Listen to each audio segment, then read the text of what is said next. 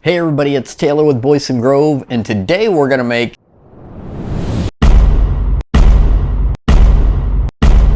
a Viking shield. Let's get into it. Before we get into it, I would like to preface this by saying this won't be the usual video with a bunch of voiceovers and talking. We're just going to let the footage roll because most of it is pretty self-explanatory. I will go over the details at the end of the video, so make sure to stay tuned for that. Enjoy.